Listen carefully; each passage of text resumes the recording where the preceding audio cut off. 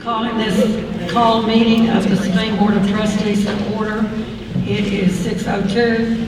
This meeting was posted on Monday, October 10, 2016.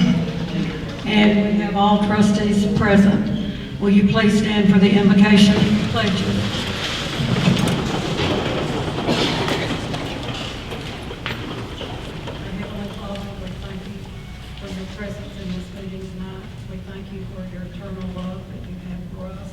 When you continue to love us when we're so undeserving of it. And Father, we still ask your blessings on us parents in our community that are grieving for the loss of their children. We ask that your presence be in this meeting tonight and that we will all seek to do your will in the actions that we take. And I ask these things in the name of my Savior. Amen. I pledge allegiance to the flag of the United States and to the republic for which it stands, one nation, under God, indivisible, with liberty and justice for all. Honor the Texas flag. I pledge allegiance to thee, Texas, one state, under God, one indivisible.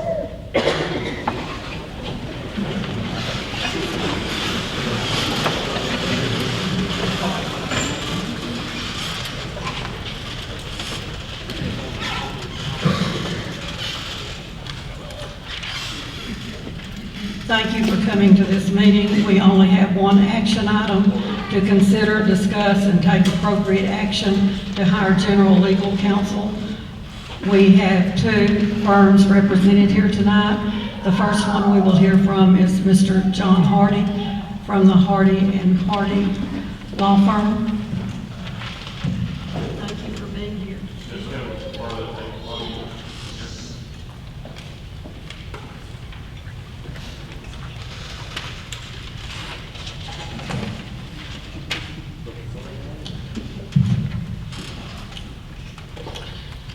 You may speak to us in any way that you choose to, and then if any of the members have questions, they can ask you when you're finished. Thank you, ma'am. Good evening, board members. My name is John Hardy. As you may recognize me, I have worked for Sabine ISD in the past. Until a couple of months ago, I represented Sabine ISD for in excess of 20 years.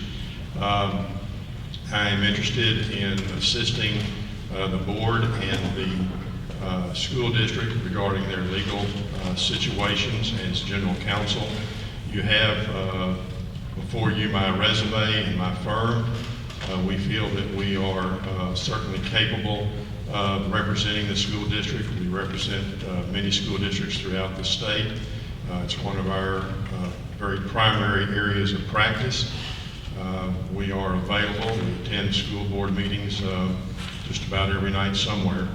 And you will note that we have many districts that we represent as general counsel.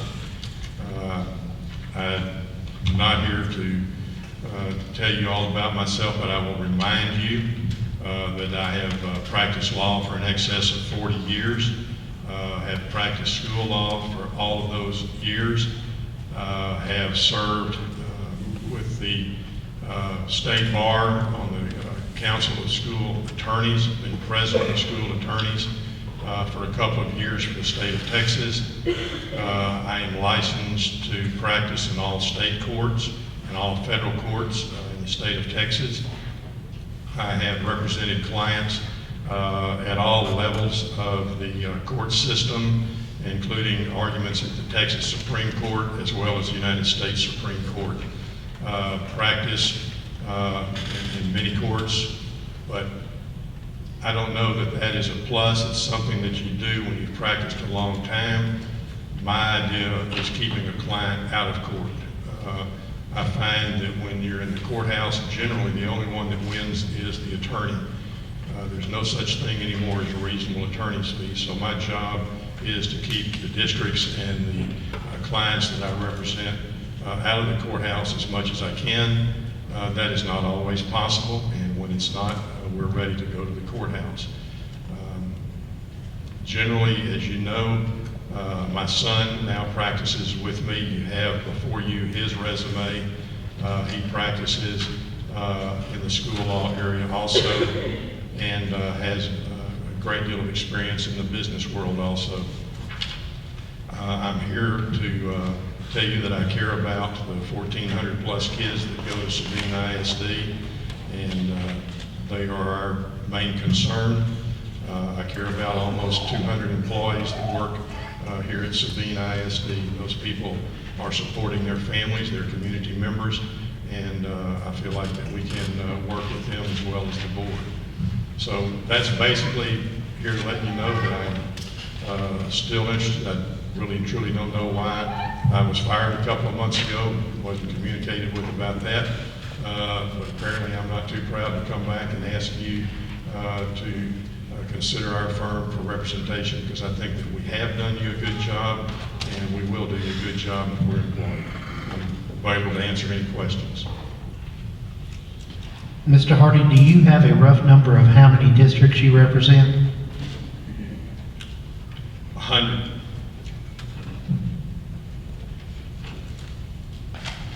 Not all of those are as general counsel, but we're retained many times by school districts to go around and help those that we help every day. I don't want to exact 60, 70, I don't know. They're good clients and good friends.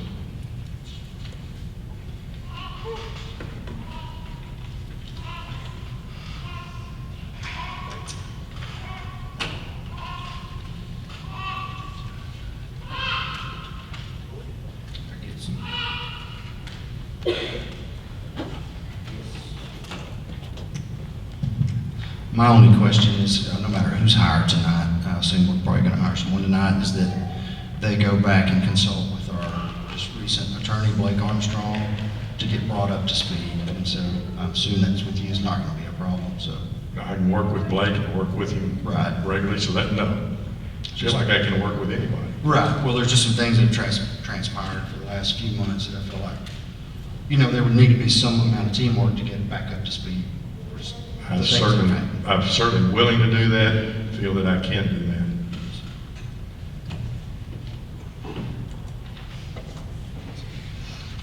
Do you care to even speculate or discuss at all the 20 years of history you had with Sabine to give you some sort of advantage of being hired as our attorney?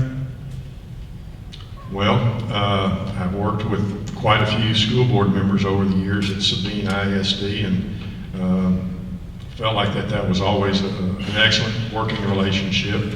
I've worked with several superintendents that those boards have hired at Sabine ISD, and those have always been good working relationships. And I guess the other thing is that over the 20 plus years, if you'll check, we've kept you out of the courthouse. When we've gone to court, we have prevailed. But we think that, again, our job is to work with you administratively and work with the employees, the students, and the community, and keep you out of the courthouse. And I think in that respect, we were successful.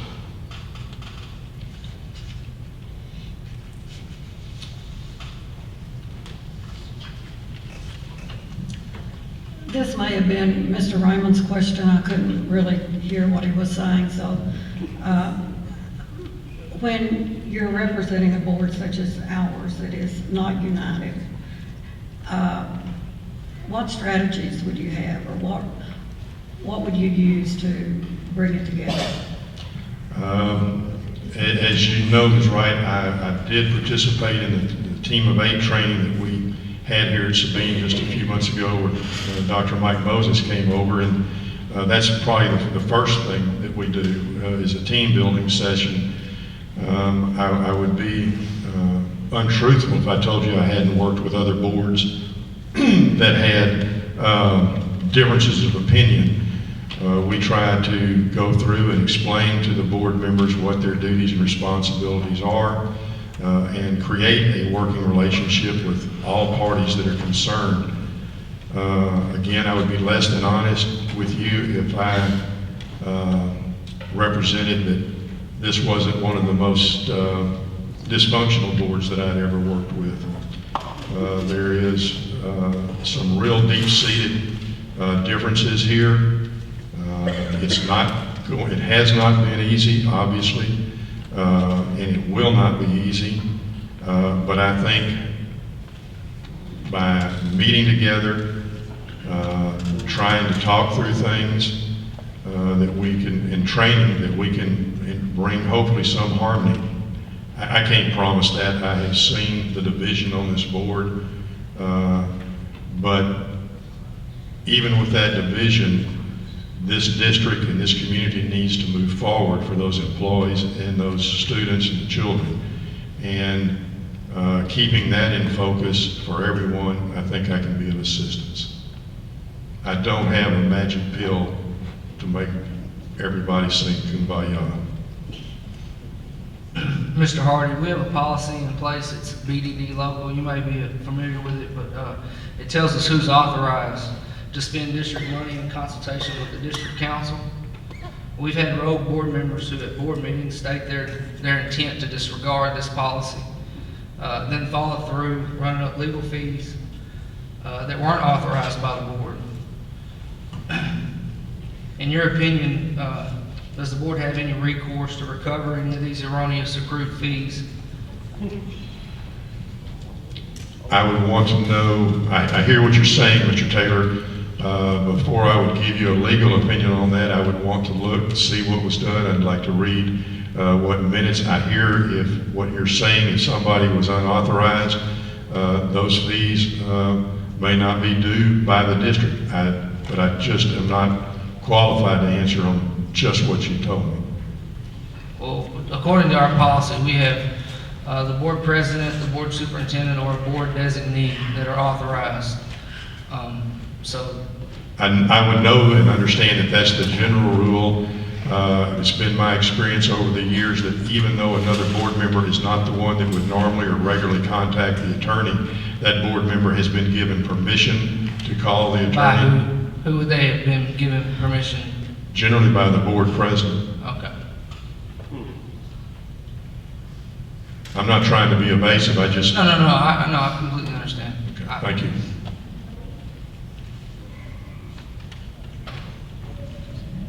And I guess I would also answer, I don't know if that's directed at me or my firm, but No, sir. I will always talk to a board member if they have a question, because if they've got a legal issue, I represent the board, I will talk with them and there will not be a bill if that person is calling the attorney for some assistance. Thank you. Yes, sir. Going back to a board such as we have at this time, what would you say to the members that represent the minority about what their actions should be, and then those that are in the majority, what should we be doing in order to bring about greater unity? I would say that as a majority, and when the board votes, that is the board action and is to be carried out. I do not think that the minority gives up its right to discuss, bring forth, request to the board what their position is and why. But I think that the board members that are in the minority will support or should support what the majority action is, as long as it's legal action.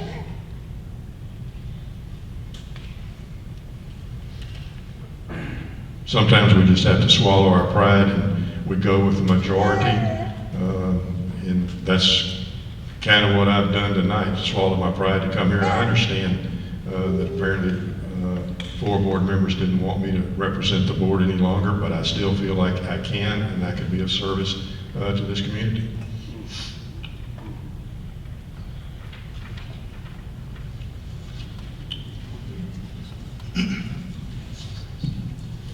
I guess, the fee structure that we had in place prior to you being dismissed, would that fee structure still be in place? That same fee structure? Real fair question. I'm not so sure anymore. I hadn't raised your fee in 20 years. Well, I know. You know, you had been a long time, literally, I hadn't changed the fee structure. That is something that if I'm considered, that I would certainly discuss with the board and do what's fair for both. either 20 years ago I was charging too much or now not enough. I don't know which. Fair enough.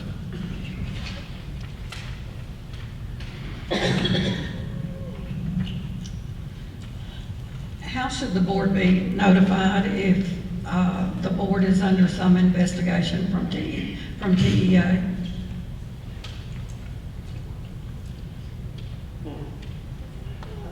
If the board is under investigation by TEA, I would expect a representative of TEA to contact the superintendent and the board president to inform you that you're under investigation or for whatever. Is that, I don't know if I understand your question, That's pretty much it, but, Okay. you know, I wasn't ever contacted by TEA, and I read about it in the newspaper.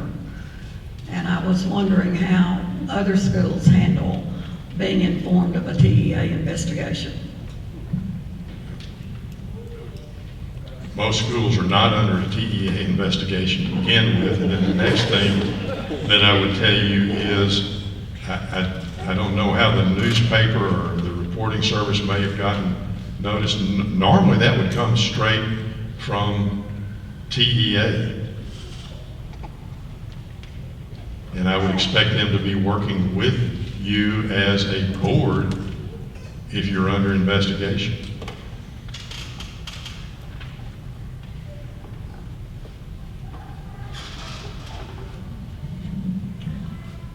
What board member would have authority to contact TEA and say that they were representing the board?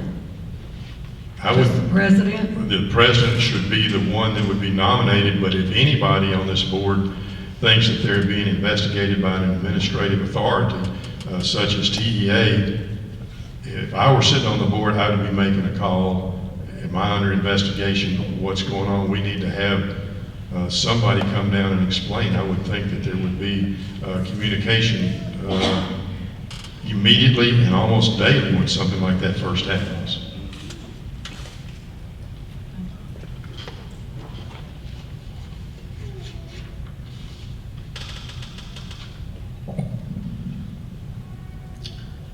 If any of you have a question, speak up. I don't want to take all your time, but I have one more.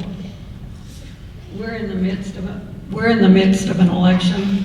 What advice would you give to all of us about our activities in that? Including the superintendent and the 7 board members?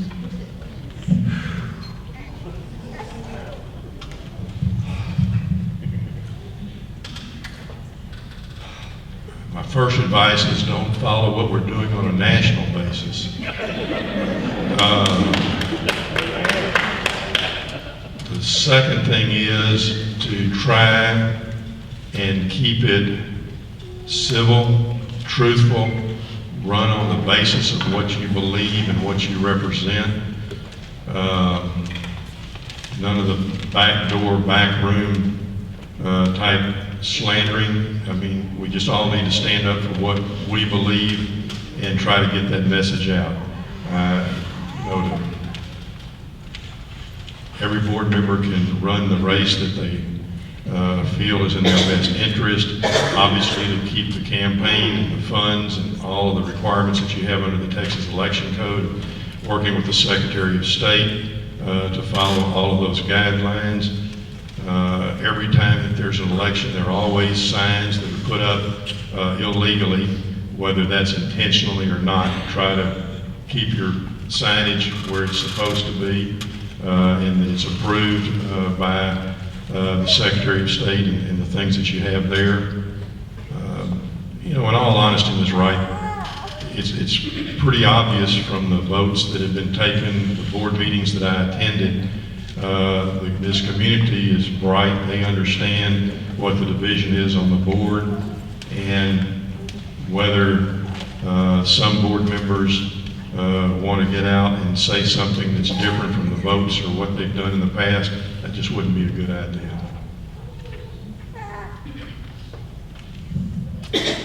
Thank you. Yes, ma'am. Thought your sentence a few sentences ago was very good and helpful. I tried to get it all down. The civil behavior, the truthfulness, stick to the issues, tell what we represent, what we believe in. Thank you.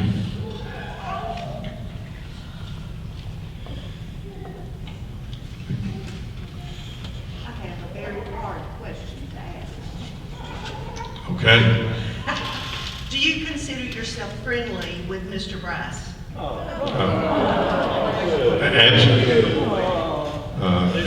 answer to that is absolutely. I am hopefully friendly with every superintendent that our firm works with on a daily basis. I see the board, some boards more than others, but I see the board much less frequently than I do the chief executive officer that takes the policies and procedures that the board puts in place and works with them, Ms. Pickle. So, yes, I make no bones about it. I'm friends with Stacy Bryce, but I thought I was pretty friendly with all 7 board members, and I know that's not true at this point, but I can get along with anybody. Now, they may not like me, but I can get along and do my best in representing everybody. Okay, the second part of my statement is, or my question Yes, ma'am. is, at the end of this investigation, if this board would decide to discuss Mr. Bryce's continued employment, how would you cope with that, having been in this district and been friendly with him for so many years? Well, at the risk of raising Mr. Bryce's ire, I can tell you that how I have done it in the past, and it's been on a number of occasions, I represent the board. And when the board and the superintendent have a chance to split their ways, I represent the board. I have been involved, not that I'm proud of it, or not that I like it, but I've been involved in many superintendent terminations. There are a lot of attorneys that won't do that, but that's my job when I represent the board. Everything that I do is not what I like, but when I take on a job, I will see it through.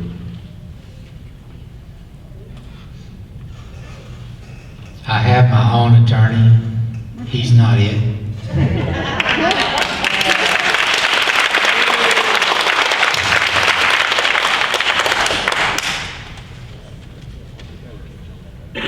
And I'm sure that I've probably worked with whoever his attorney is, because I've worked with the ones that represent all the superintendents around the state.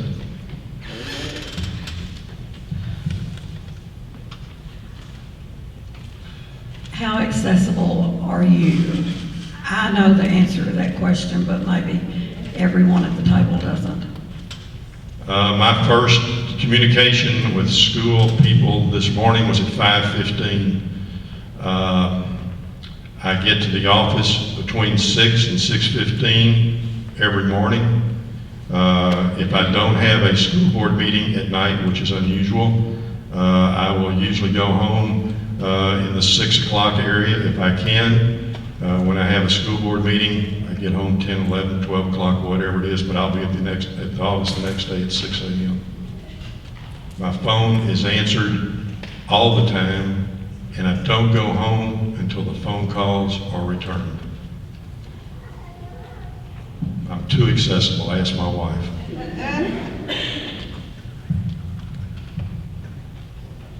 My cell phone is available to everybody. I'm not a youngster. I wear my cell phone, I answer it, but I check my email before I go to bed to make sure there's not somebody I need to reply to. If I'm not at a school board meeting or at one school board meeting and another one is having something that one of the other attorneys wasn't asked to cover it, wasn't expecting something, they'll have an answer from me before that meeting is over.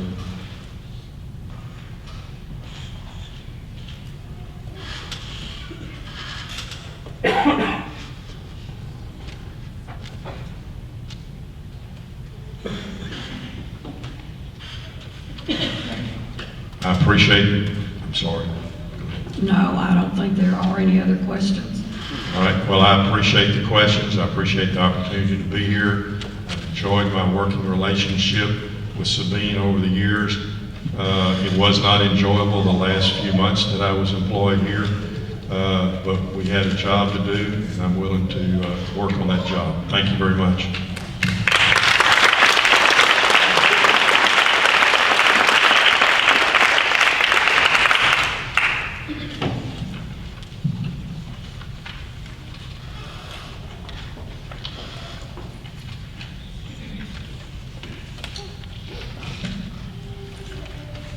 We have a representative from the O'Hanlon, McCollum, and Demarest law firm from Austin, and her name is Renee Betancourt. She practices in their Edinburgh office, but she's here representing Mr. Darren Gibson, I believe, from the Austin firm.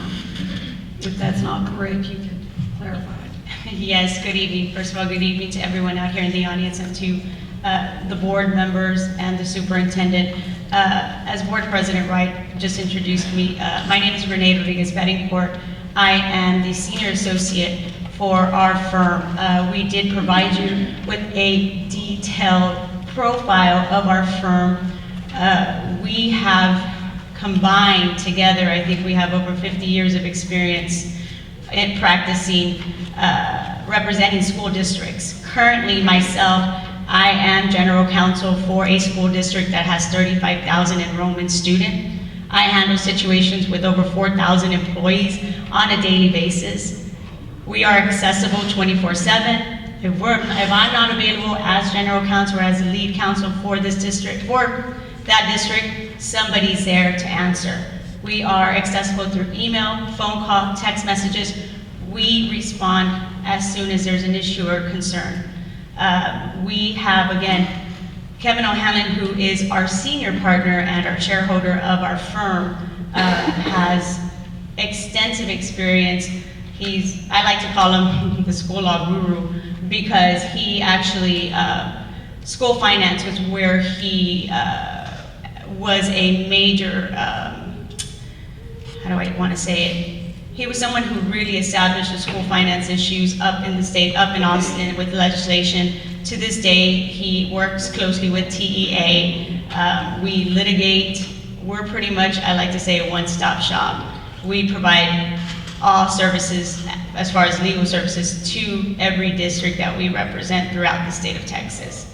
So, again, our main priority at the end of the day is to help you as board members make the right decisions or provide you the legal advice to make the right decisions to help the children of your community, the students that, and the community that have elected you to take that responsibility. And so we take that to heart. And as far as fees, we're very, very flexible as far as our fees are concerned, because at the end of the day, if we save you money, that means we're saving the students money, and that can go back to help them. So again, that's something that Mr. O'Hanlon has practiced. When I joined the firm, that's something that he taught me, is at the end of the day, we always work with them as far as our fees are concerned, so that they can always get back to the students of their district. So at this time, if anyone has any specific questions that I can answer?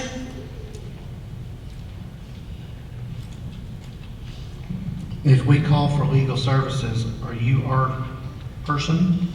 No, it would be Darren Gibson. Unfortunately, I will be leaving the firm in January because I just got elected as district judge up in Hidalgo County. So I won't be with the firm any longer. But Darren Gibson, who is an exceptional litigator, has extensive experience in employment law, will be your contact person. If not him, then our main partner, Kevin O'Hanlon. And Kevin, and just to point out, Kevin has a double specialization. He's actually board certified in civil litigation. He's board certified in appellate law. Does Gibson have experience in employment within school districts or employment in commercial type businesses? Mr. Gibson? Both. How many schools does he represent? How many schools does he represent at this point in time? I believe he represents around three. We're general counsel, and he serves as general counsel for 3 school districts. I believe it's Benbolt. He's doing work right now with Progreso ISD. If some of you may not know, Progreso ISD is in the middle of a litigation battle with TEA that actually we have been somewhat successful with against TEA, which doesn't sometimes happen as much as we would like to. So he heads that project, and he's heading that litigation. Are you aware of any school districts that y'all represent that have an ADA of less than 1,500? I'm sorry, can you? Are you? I can't hear you. Are you aware of any districts that y'all represent that have an ADA of less than 1,500? Yes, we are. I represent Monte Alto, I represent La Villa. These are smaller school districts, the same ADA as this district. So we go from small school districts all the way to large school districts.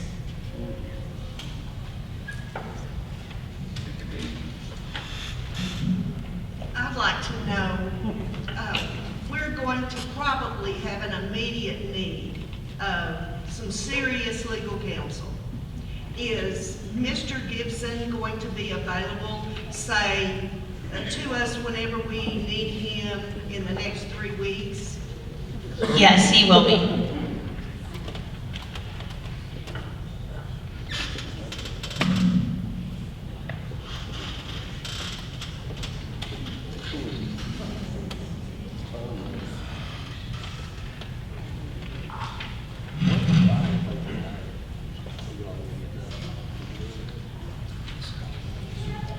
Thank you for coming tonight.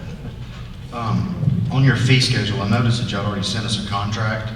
We have. So the fees that are in this contract, is this something we could amend the contract? Yes, that is negotiable.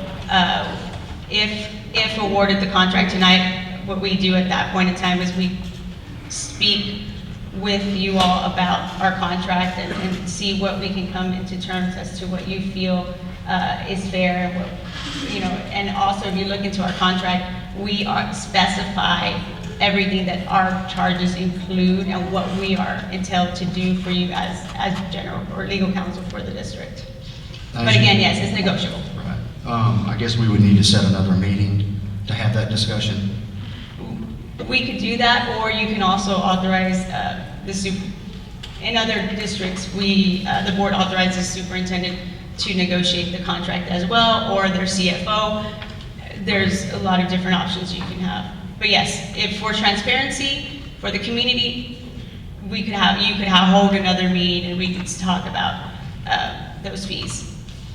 As you know, a while ago, one of the questions was that our policy states that only the board president or the superintendent or their designee can, speak with counsel.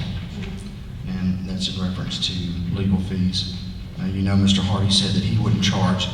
He wanted to make sure at all times that all board members had access to legal counsel. How does your firm feel about that? We agree. I mean, Okay. we are, again, we're here to hope that together as a board, regardless if there's division or not, that the right decision is made. And in order to do that, sometimes you need legal counsel. Sometimes you as a board member need to understand what the process is, need to understand what the policy is. And so we're there to provide that information. Of course, we're not there to give our emotional opinions or Right. how we feel, on a personal level. We're there to provide what the letter of the law says and what your policy says. And we provide that to all board members because we represent the board. Well, and both our previous attorneys both felt the same way. However, that is a direct violation of policy. No, but That's if not I- how our policy's written. If I may clarify though, you're saying as far as If- communication, your question was in regards to charging every time you're speaking to a board member. No, that is something that we don't, we're not there with a pen and paper every minute billing the district because we're gonna speak to a board member who has a question about their policy or wants to know information. But at the end of the day, again, our communication is not gonna be privileged as far as between you and I. It's gonna be about a topic that everyone as a board is talking Right. about. But as far as legal fees is concerned, we will be charging unless it's from information or it's an assignment provided to us by the school board president or superintendent as in your policy. So I just want to clarify that because your question was in regards to legal fees and this question was more about communication. Also, I guess in your contract would, I don't know, do you have a copy of that up there? I do. Okay. Under item number 2, the very last sentence, it says the board president, the superintendent, or the superintendent's designee. So the way I understand that in that contract, I guess the superintendent could designate someone else that could also have the ability to discuss, I guess, legal matters with you. If the board gives authority to the superintendent, then at that point, the superintendent can direct us to speak with, again, the CFO. We're talking about a bond issue. If we're talking about a budget issue, if we need personnel issue, we usually, or an investigation, we speak and we communicate with directors of personnel or human resources. Well, you can certainly understand my concern, and I think you answered it on still having that access for communication. So I appreciate that answer. The only other thing I saw in here was in the second to the last item, and this may have just been a typo. It says, in particular, client agrees that attorney may continue to Mr. Raw individually. I'll tell you what, I've got underlined here, pass it over to you. Yes, I believe it is a typo, and I Just a apologize. typo, okay.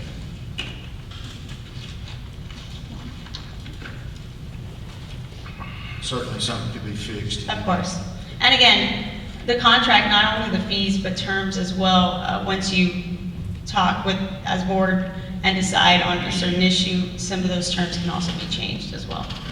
And they have to include either more duties or more responsibilities that you would want us to have as legal counsel. Or, I guess your closest office is Austin, correct? Austin, that's correct, sir. So would y'all consider waiving all travel fees, lodging, mileage, or? Again, that is something that, Okay. once, we sit down and negotiate, that's something that we may consider. Thank you. I'm curious to know, are you, because I know Mr. Hardy is, are you completely familiar and aware of what's been going on in our district for the last 6 months? I'm very much aware of what's happening in the districts across the state of Texas in the past 6 months. Not In regards, districts. I know, if I may finish, I'm sorry. And the reason I start that way, sir, is because there is a lot of division in many districts right now across the state of Texas. And how do we know that? Because we represent a lot of them. And these issues that you were asking your former general counsel are issues that we're not strangers to. In regards to Sabine, we're not strangers to some issues that are occurring between board members and, of course, the current elections and so forth. I'm not going to get into any details. I don't think that's proper. But as far as division, yes, we are very much familiar with how that works with boards, not only here but across the state of Texas.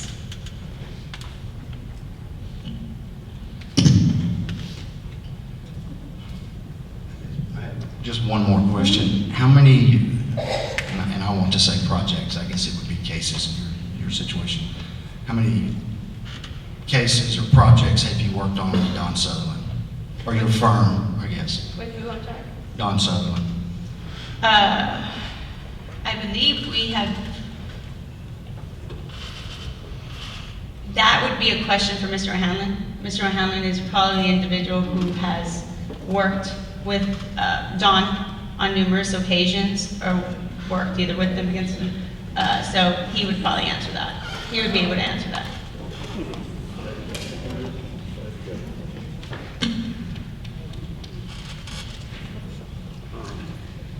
I want to, What made you aware that we were looking for an attorney? What made me aware that you were looking for an attorney? Why do we have your resume? Our understanding is that the school district was seeking legal counsel. So at the point in time, we provide a resume to all That's what I'm asking. Did districts. you happen to Google it? Did you get an alert? Did somebody call you? Sir, I'm not in charge of that don't department of seeking. No, I don't know. That's usually what our office staff does throughout the state of Texas. Whenever there's openings, they let us know. We offer our proposals whenever there's RFPs, which is request for proposals, and at that point, we go through this process.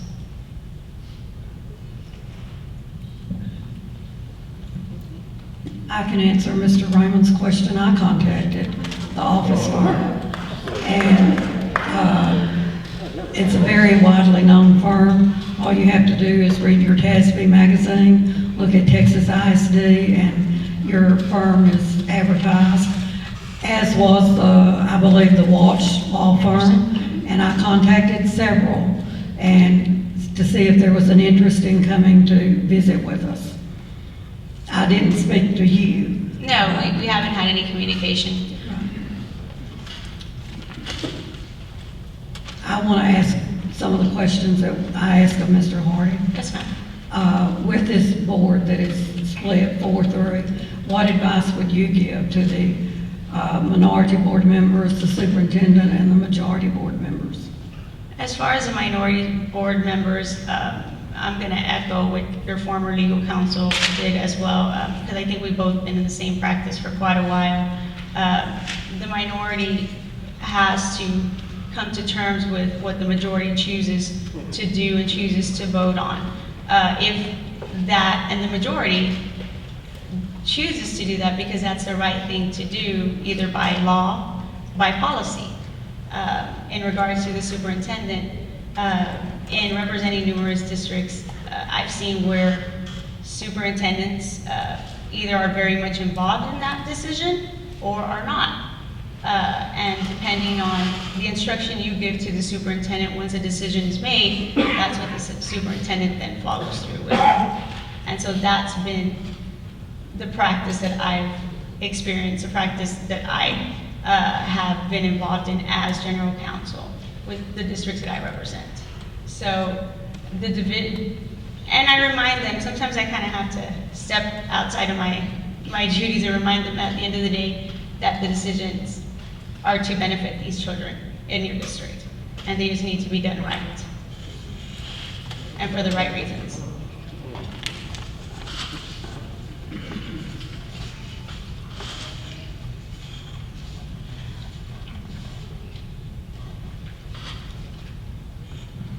When a superintendent doesn't comply with board policy, what remedies does the board have?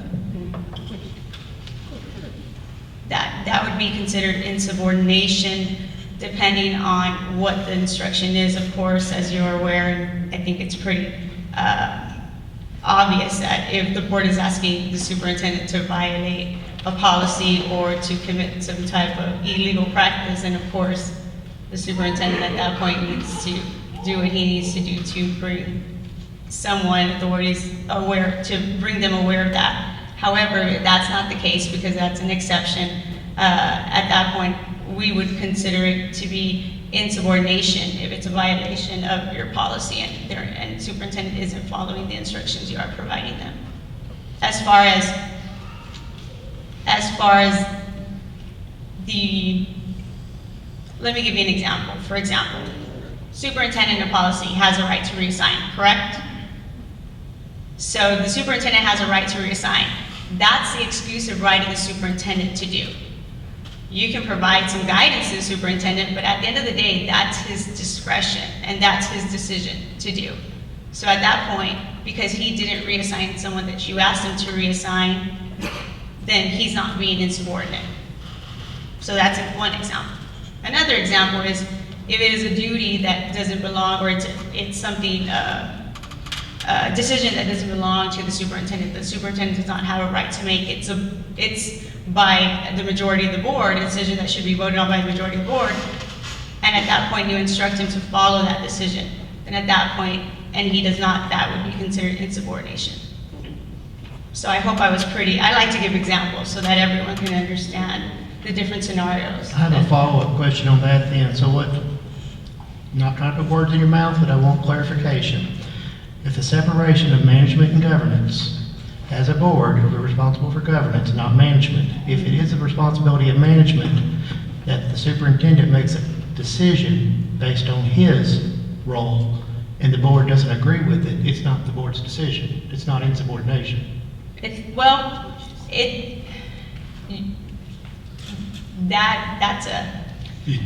a loaded question right there. I think you're laughing because you and I both know that.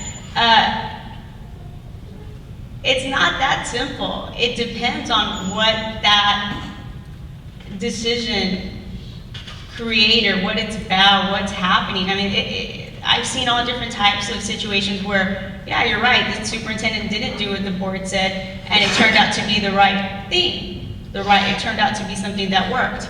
Where I've seen the other side where the superintendent did something that the board had said not to do, and it created a firestorm, and, you know, things got out of hand, publicity, social media, I mean, so again, you know, I'm not gonna give a specific answer, it depends on what the scenario is.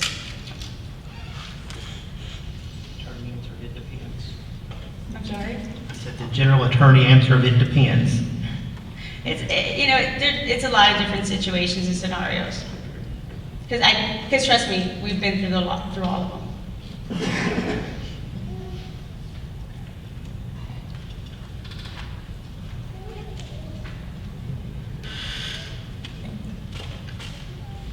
And what about the remaining weeks till the election? Do you have any advice for this board? Excuse me, can you say that one more time?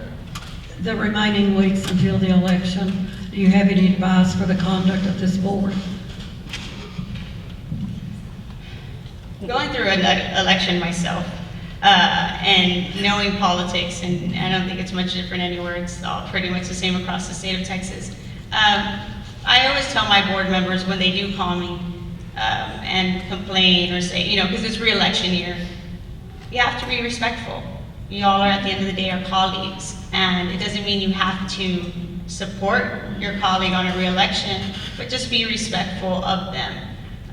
Because at the end of the day, again, the students are the ones that are looking at you as board members to do what's right for them. And so when we have a board that's divided and the division is pretty obvious, that's what the students and the parents see.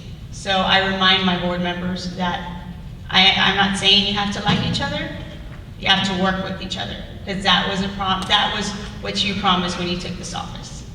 And so during the election, it's probably the hardest time, and so sometimes what happens is,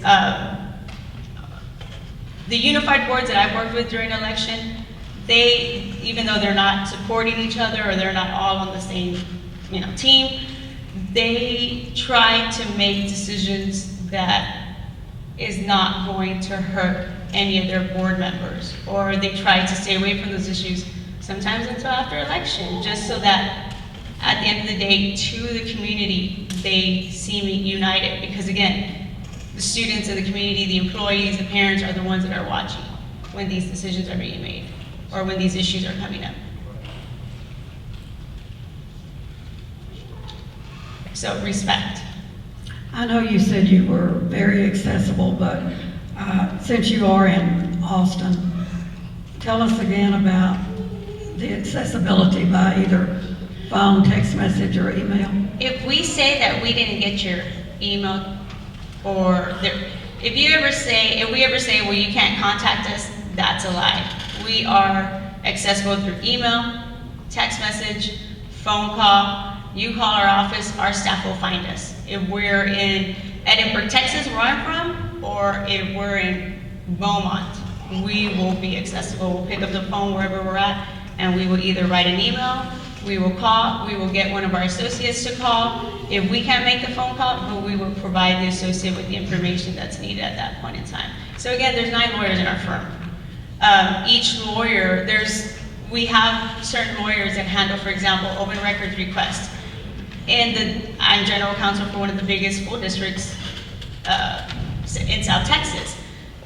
So the open records request, you can probably figure, is going to be very high on a daily basis. So we have one attorney who sits in our office and handles all open records requests for every single district that we have. We have another one who specializes in special ed. So we're going to prepare for a due process. He's on board. We take the lead because we're your general counsel. Let's say Mr. Gibson's your go-to attorney. He's there along with our special ed attorney as well, and he comes from San Antonio. So we're all accessible, especially when it comes to a termination, a non-renewal. We all join together, whether we have 2 different offices, we join together and we prepare for that district, because we don't like to lose, and I'm sure no lawyer does. So we really get our resources together and work hard for each district we represent.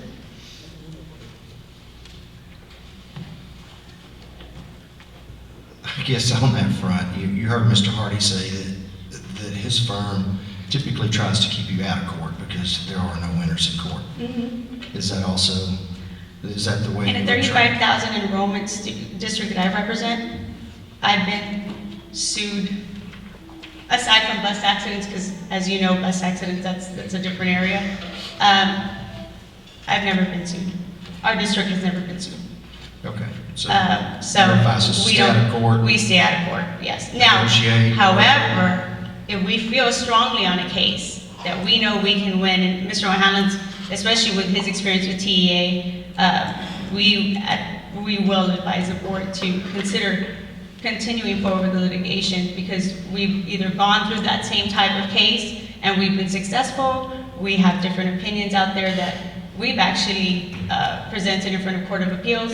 So again, we do prevent our districts from litigating, but if it's somehow a case that we feel strongly that we can be, of course we can't guarantee, but if we can be favorable because we've done it in the past, we will then advise our board of that. And we'll give them the examples. Thank you for answering my questions. I appreciate it.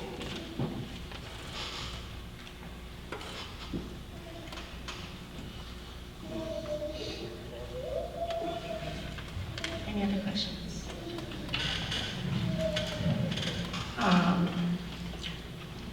You're here on a good night. Usually, the behavior of the board members and the behavior of the audience isn't nearly this kind.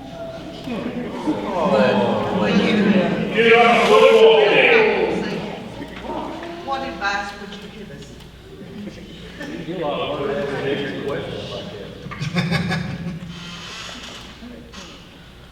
Is that the question? What advice? what recourse do you have when a board member's behavior is totally out of line? Or is there such a thing in board member behavior? We don't join in on, again, we don't give our personal opinions on when we feel someone's out of line. Now, if it's disruptive and you have your law enforcement, they feel it's disruptive, a public meeting is being disruptive, and it's really up to their, I guess, their discretion, what disruption would entail. So, but again, we will always have our parents and our students out there with opinions, and that's why we have public comments as well. And even in public comments, we do specify to the public what our policy states as far as what is allowed in public comments and the time. And we do that. We give them that information so they can know when they come up here. But as far as disruption, we leave that up to the discretion of law enforcement if they're available.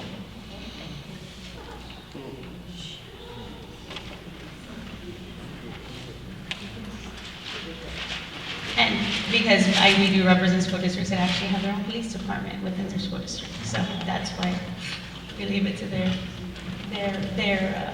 discretion.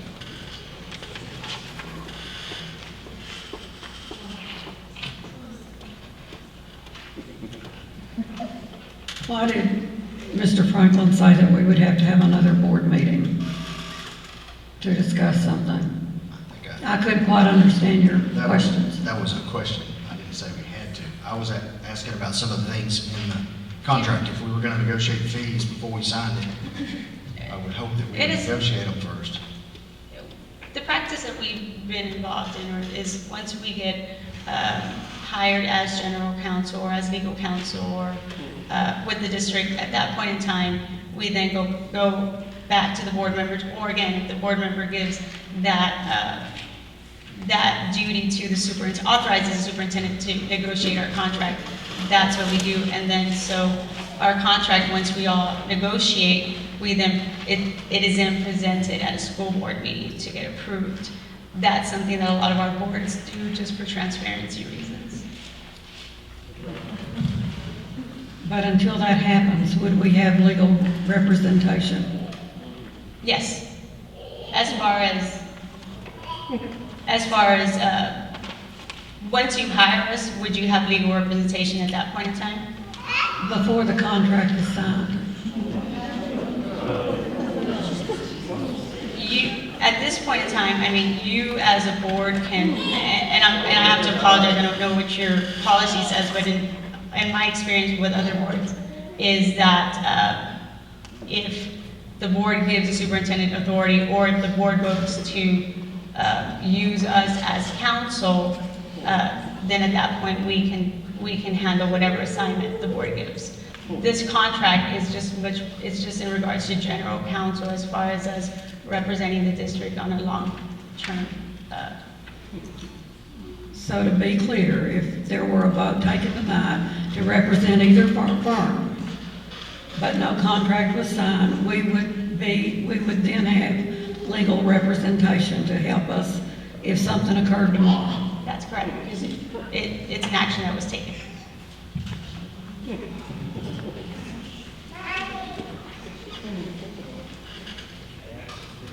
Any other questions?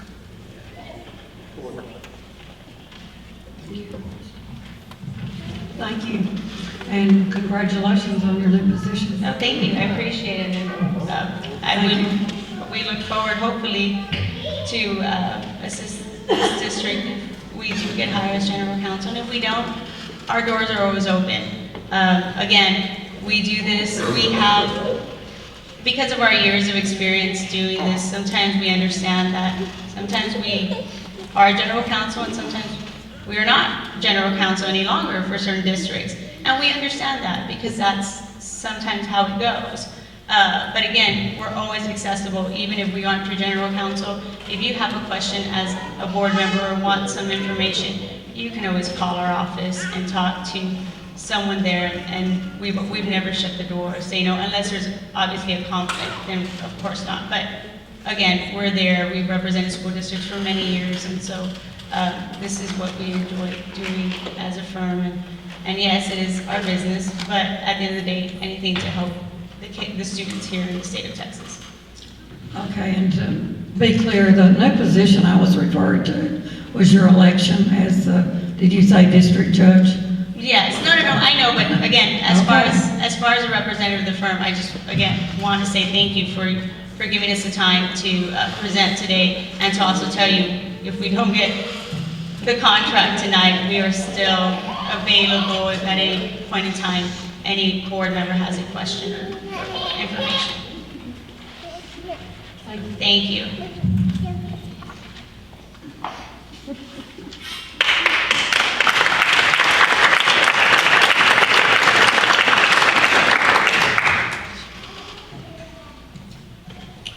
Is there discussion from the board?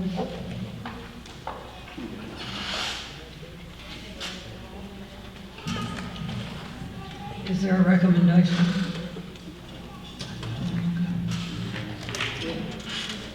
I just want to say something. I've listened to both firms, and both firms are very highly qualified. They really are. For me, though, having a firm that's in Austin, Texas is just, I feel like sometimes we just need someone a little closer. We have had some issues. We do have to have, we're going to have lots of travel time at the moment because of the issues we are facing right now. And I just look at the extra cost that we're going to have for travel time on that. So I just wanted to at least put that out there. And I don't disagree with what Andre says, but I think more important is the history that Hardy has in knowing the ins and outs and what's going on. To walk into this mess brand new, not having any idea what's going on, is going to be very difficult. Hardy at least has the history. He knows what's going on.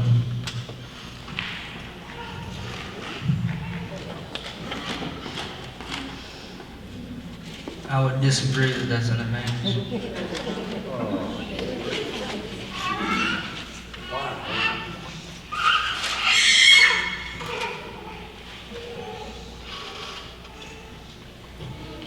I like Mr. Hardy very much, and I respect him as a lawyer, his son also, but I believe we need fresh eyes on this situation. We had fresh eyes and y'all ran him off. Miss Wright, point of order.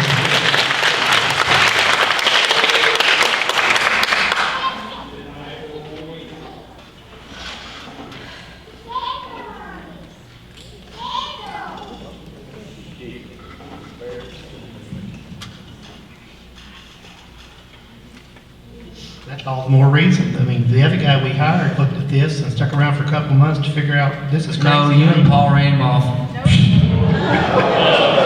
Okay, so the same thing could very well happen, but at least Hardy knows what's going on and step back up and say, even though I know what's going on, I'm willing to work with you anyway. There's nothing to say that we don't hire these people out of Austin and they do the same thing in a couple of months. If they're even here after the election, he could be out of vote again and say, you know what, thanks anyway, but we're going back to Hardy after this. So the reality of it is,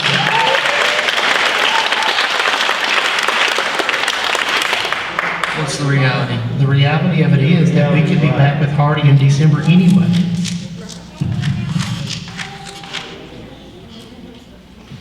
I will say that How would you always understand you? What was your last sentence? I said we could be back with Hardy in December anyway. the comment about me running Blake Armstrong off is totally false. We can get him back up here. He'll come back up and say that, but that is What are you talking not the about? case at all. What's false? You're right. Miss Wright, Guys, please. Mr. Burgess, that's disruptive. I just want to let you know that that's disrupting the meeting. I don't want to be on record as saying that's disruptive. What I'm saying is the comment that Tony and I ran Blake off. The situation that happened last week, I sent Blake an email telling that Ms. Wright had told me that, and it's all in writing, what she told That's me. right. Mr. Armstrong's not here to verify any of what he's saying. Well, then you shouldn't have made those comments if you don't want me to respond to them. And that's fair enough, right? I don't think so. Well, Mr. Hardy and both Ms. Bettencourt, maybe another question is in order. How would you advise a client that so much of that is board business does end up on social media? And it appears, and I'm sure Mr. Franklin will correct me, that he's the one giving the social media access to it. Is that correct, Paul?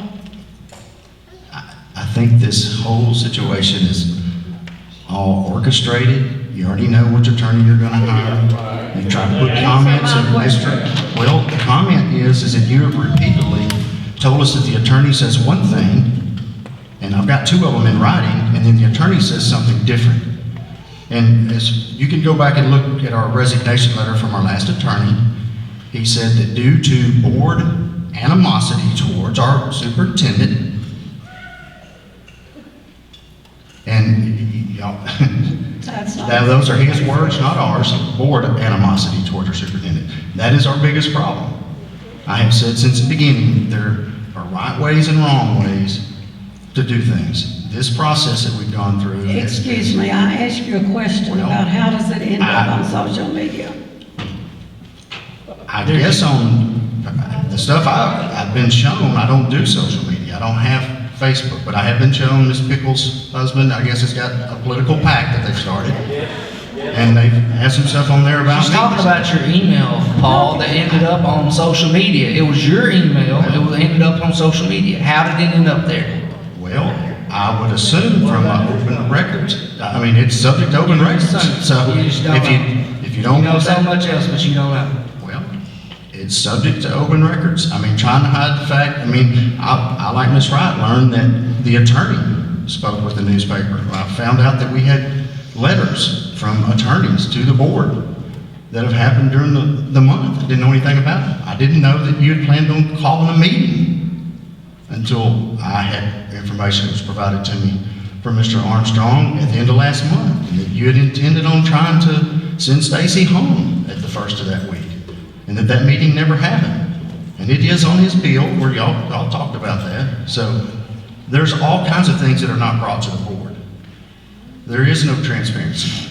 But as far as the original comments was that Tony and I ran Blake off, there is no truth in that. And we can have Mr. Armstrong, I promise you, he's a lot tougher than that. The only email I ever sent him was the one that was made public. And I was just asking him why he did these things that Martha said he did, and he said that he didn't do them in his response. But there was one before that Well, when you gave information well, about. why would you lie about what our attorneys are I telling didn't us? lie about Well, what you okay. said. I think y'all need to get back to the agenda. Yeah, we're way off. Quit dancing I around. wanted to know, from Mr. Hardy, how do you feel about the board business being placed on social media? Do you care to answer that, or is you prefer not to? People business. Only thing I recommend about Facebook and social media is probably buy the stock. It has been a real boon to attorneys. People feel anonymous when they put things out on social media. And I can't tell you whether, if I received a text or an email from you, I don't know if it would have come from you. There's so many ways to spook, and I am not a computer nerd. But I can tell you there's so many ways things can get out there and what have you. But this board and every board needs to take care of its business at a public meeting and not being going back and forth with text, Twitter, Snapchat, Facebook, or whatever you use. You need to have your meetings. The only time you're legally allowed to make board decisions is when you have a duly called, posted board meeting, it's open to the public, and you come. And that's when you take action, not behind closed doors, behind the cell phone, or something like that. There's really no answer. I mean, you all have First Amendment freedom of speech rights, all of those sort of things. As an attorney, I would recommend to the board that when you can't get along, try to air it out and do that. But when you get out in public, nobody wins, and the board loses credibility.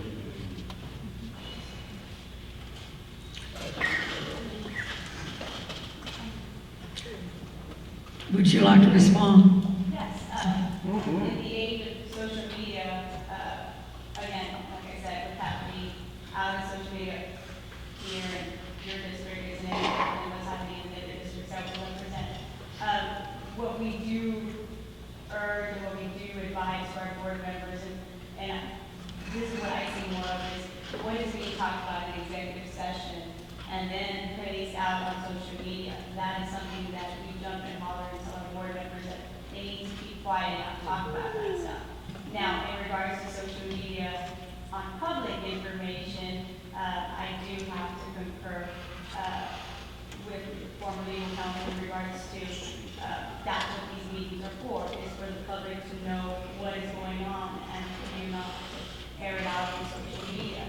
We have a lot of this anonymous. I see that. I know why, because it happens everywhere else.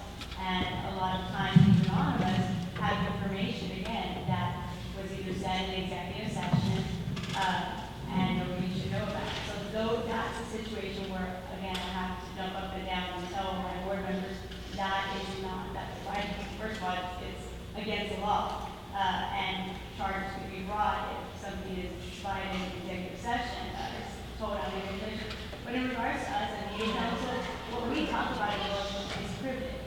By you releasing information, you're going against that privilege, and at that point, you're not protected what we would like you to be protected.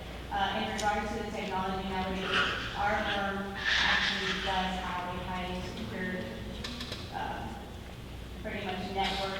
We actually take a lot of pride in it. That's why we make those statements that we are accessible through emails, through text messages, through phone calls, because again, as far as our network is very much, and again, we have that privilege, we have the privilege of having the communication as a 25.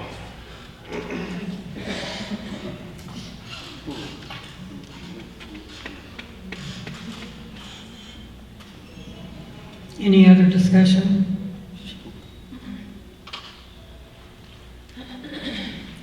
Is there a motion?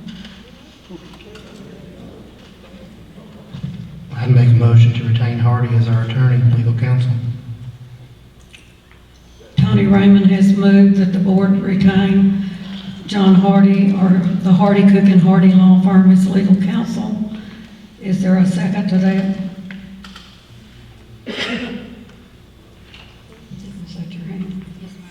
Ms. Bates seconded that. All in favor of choosing that firm, Hardy Cook and Hardy, as our legal counsel, please raise your hand.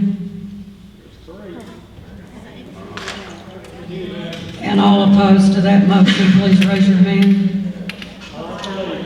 The opposed votes were Bates, Franklin, and Raymond, and for was Kenna, Pickle, Taylor, I guess.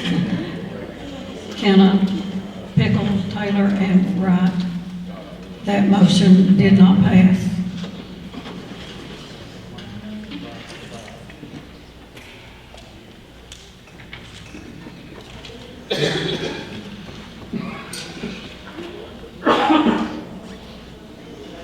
Mr. Wright, I'd like to make the motion that we hire O'Hanlon, McCollum, and Demoran. Contingent that, there's a paragraph in here that says telephone consultations, person designated by superintendent or board of trustees. We can strike that superintendent and just put board of trustees or board designee. Think you better check with legal counsel. If you're gonna hire a general counsel for a school district and not allow our superintendent to talk to them, that's gonna put us in a really bad situation. And well, we don't have legal counsel right now. I'm rather going legal counsel to check. So I guess do what you're gonna do. Second.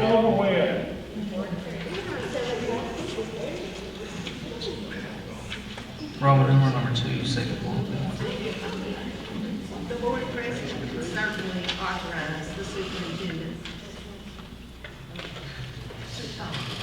The superintendent should already be authorized, Ms. Pickle. He is the It's not unauthorizing the superintendent, it's unauthorizing him to designate someone else. Sorry. That's how it reads. It don't mean Yeah, I misunderstood you. I'm still not sure where the statement is. Yeah. So this legal services. Are you ready for this?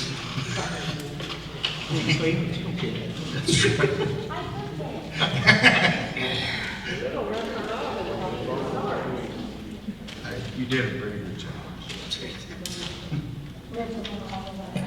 Representation and advice on any other matter is directed by the Board of Trustees, the Board President, the Superintendent, or the Superintendent's designee. So, our board policy allows for all of that in consultation with the attorney, so that is in compliance. The only difference is it doesn't allow the superintendent to designate. What that's referring to is what she said earlier. If there's, and it depends on the size of the district. If there's a personnel issue, then normally in a large district, the superintendent doesn't do that. That's the HR director. That's other people assigned. Am I not correct with that? Okay. And if it's There's nothing You know, normal other- about this situation, Stacy. I totally agree with that. I'm just saying that's the way our contract is written. I mean, correct me if I'm wrong, but you're talking about it doesn't have to be, wouldn't have to be the superintendent, especially in the larger districts. I've been there. If it's a personnel issue, the HR director is the one that corresponds with the attorneys all the time in personnel issues. That's what it's talking about in their paperwork here when it talks about or designee. It's not talking about I designate Paul Franklin to talk to the attorney. It could mean that, though. Okay. Doesn't report to Stacy. It could mean that, though. Am I wrong? Am I wrong? Could it mean that? Hold on a second. Hold on a second. The reason this board is angry right now is because when we fired Hardy and his firm, three of us were. I would No, like you not to represent me right now. Just so you know that. If you're gonna talk, represent I'm making Andrea. a point. We got upset upset with each other when we hired our last lawyer, when we hired Armstrong, because 3 of us didn't even know about it. I personally didn't even know we were gonna let go of our attorney to begin with. So then, we've had people talking back and forth, and I think what you're trying to do is keep board members from talking. And at some point, I think you made a statement that it was gonna save our district some money if we don't allow Paul or me or you, if we just have Martha and Stacy talking to our lawyer. But the fact of the matter is, if I have a question and I'm not allowed to talk to the lawyer, which is fine, then I have to go through Stacy or Martha right now to do that. I'm still gonna ask my question. It's just gonna come from one of them instead of me personally. So the district's still gonna be charged the money for the question that needs to be asked or the time spent on whatever topic I have presented to Mr. Bryce or Ms. Wright. So I don't think that it's necessarily gonna save our district money, but I think the reason that, I know the reason for me that I don't like that you're trying to keep us from talking to the lawyer is because it has happened on this board right here, where we've had a conversation with our lawyer, and what we're being told by one person is not the same thing that the lawyer is telling us. And so it has caused distrust on this board. It has, pure and simple, it's caused. I don't know any of that. It has been factual with me, Rusty. It has been factual with me. So to stop that, it is better if you allow joint discussion. And if that means that if I have a question, and I see, because I did this sometimes. If I had a question, I sent it to Mr. Hardy, I CC'd Stacy, and a lot of times I sent it to Martha too, so that all the people involved there would know. No, I did not send it to y'all, because I will tell you, you have to be careful sending to every board member. It sometimes can be considered a quorum at that point. So, that's what I'm saying, is we've got so much distrust on this board right now that you can't limit to just 1 or 2 people, because then what's going to happen? The 3 of us would go through Stacy. The 4 of y'all would go through Martha. I mean, that's just pure and simple. Then there needs to be a policy change. That doesn't mean you just get to violate policy. I understand that, but how do you stop the distrust then? You change the policy. Our policy says that we couldn't talk, but we had a lawyer who said, yes, we could talk to him, we could email him. She even said she would be okay with that. I don't think that's exactly what she said. Well, Yes, it is, that's what I heard. Can you explain that part to us again? Because I thought, that was what I understood. You said that we could communicate with you. I want to remind the audience that you're not participating in this meeting, you're here to listen. Do our 2 representatives want to speak?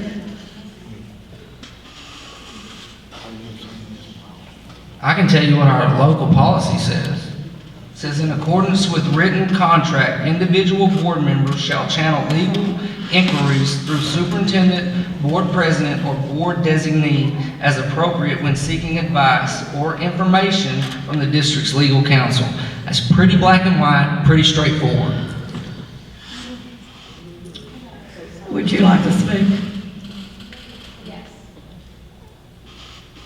The discussion that I said up there is if the board member does policy analysis, but in that inquires about information or inquires about a legal issue, we at that point provide information or provide our position, our legal advice.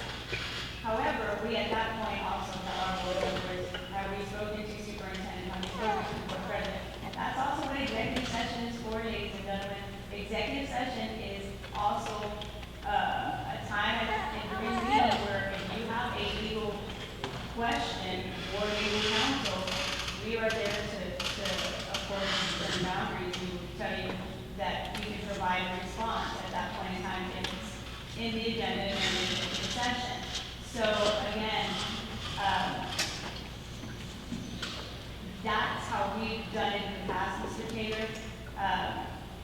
We keep everyone abreast of what that board member is asking, because sometimes, more than likely, it's going to be a big issue that they're asking about, and so it's something that everyone should be aware. So we still stay transparent with the board president and with the superintendent if a board member does call us to ask us a question about a matter regarding the school district.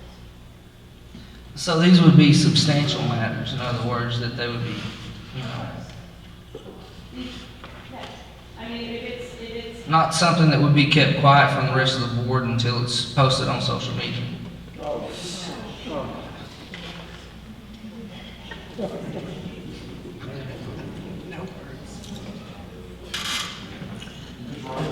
Yes, Mr. Hart.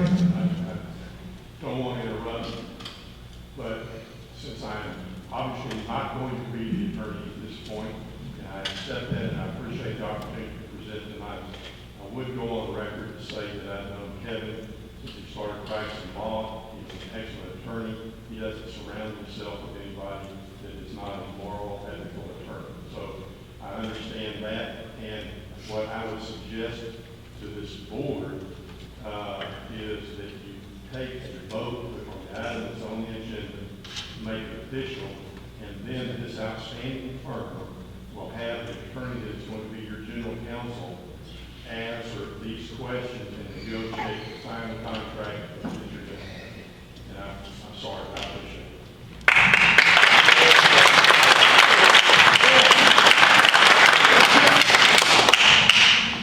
Thank you, Mr. Hardy. Mr. Hardy will understand, because we've been doing this for quite a few years, and there's a lot of different scenarios, a lot of different situations. So the answer to these questions, just, on a general statement, is very difficult, and I do agree with him, in the sense of these need to be questions that need to be specific, and that is not the time to make those things. I agree with him, Mr. Hardy. Thank you.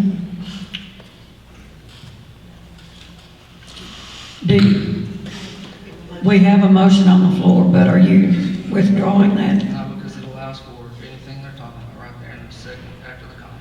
Okay, but the recommendation from both attorneys was letting Mr. Darren Gibson, is that correct? Negotiate the final contract. Yes, ma'am. We do need legal counsel, Absolutely. absolutely. So would you restate your motion? I make a motion to hire O'Hanlon, McCollum, and Daramath Law Firm. Okay, you've heard Mr. Taylor's motion. Is there a second? I'll second it. Ms. Pickle seconded it.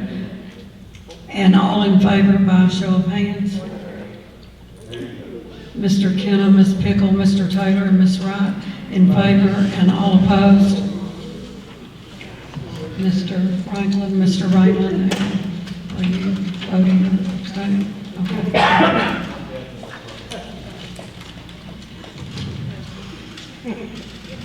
Is there any other discussion before I ask for a motion to adjourn?